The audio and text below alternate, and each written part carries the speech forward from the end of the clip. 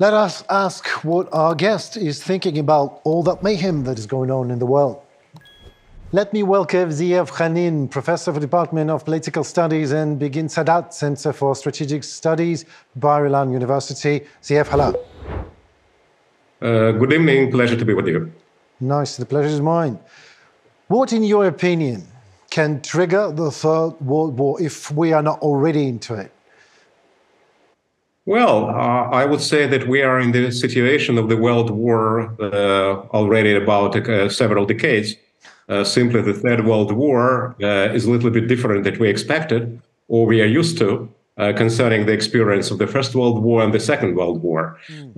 This Third World War is actually a combination of various local conflicts with a hybrid war, including the propaganda and local clashes and internal conflicts and ethnic and religious confrontations and so on and so forth. But the question is whether these local or regional wars have an option in the nearest future or in a distant future to combine themselves in order to bring the whole globe into a confrontation of everybody with everybody. I wouldn't say this is the situation at the moment, but we're still concerned about all this. But I believe no expert knows what's going on, because I've talked to experts and they are like very carefully trying to choose words. But I can feel that on the background of it is the absence of the knowledge of what is really going on. Is the mayhem and the chaos in absolute. There's no possibility to predict events. Is that right? Am I right? Yes. Yeah, absolutely. That's the situation. Maybe a century ago, the rules of the game were properly clear. I mean, a friend of my friend is my friend. Enemy of my enemy is my enemy. At the moment, you can be a friend of your enemy and enemy of your friend. That's more or less the situation. Let me give you an example. For instance, we have very good relations, even strategic partnership with Azerbaijan. Israel, I mean. On the other hand, Azerbaijan has a strategic partnership with Turkey. Relations between Ankara and Jerusalem used to be much better. A few years ago, I've heard in Moscow from very top-ranking officials very close to Kremlin that Russia at the moment has two major partners in the Middle East.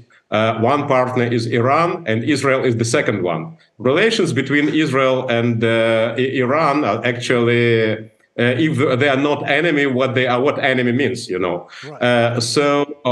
At the moment, we have here in the Middle East the so-called various triangles of cooperation and confrontation. And current war in Gaza, or in Israel, in fact, started with the invasion of the military wing of the extremist radical fundamentalist movement Hamas on the Israeli territory is actually one of the factors, because you can define it as a local war.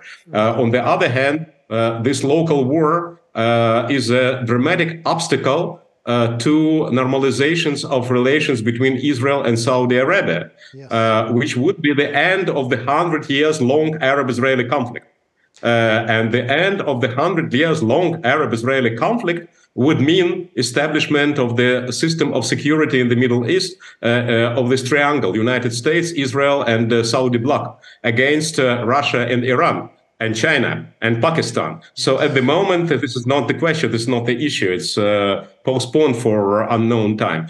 So you can define it as the unclosed triangles. You can define it as a local conflict, but it's one of the places, one of the platforms of the Third World War, which we are not used to. Yeah, well, do you believe, yes, thank you very much for your answer. The half of a question, do you believe everything lost for Israel with Saudi Arabia? Or it's just a matter of time? No. Yes. No, I don't think so. But Saudi Arabia, as a leader, or at least a country which pretends to be a leader in the Arab world, should keep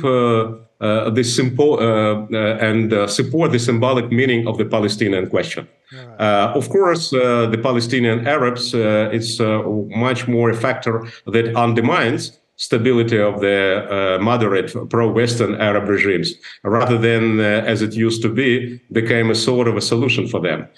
Because, Israeli occupation of the so-called occupation of the Palestinian Arab territories, whether they're Palestinian or not, it's also a good question, but let us leave it for now.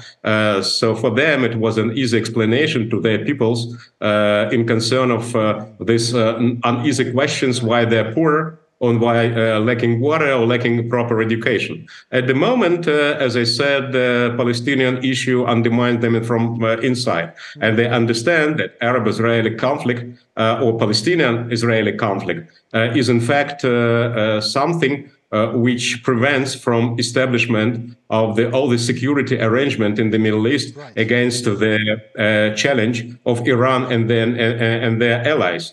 So I would say when the war will be stopped, if it will not continue to the large scale, high format Middle Eastern conflict, meaning Israeli-Iran war, with the help of, with the support of different subjects, United States from one side, Russia and China maybe from the other side. But at the moment, if it will be still on the level of Hamas-Israeli war, I believe that after the end of this war, Saudi Arabia and Israel will come back to the track of negotiations.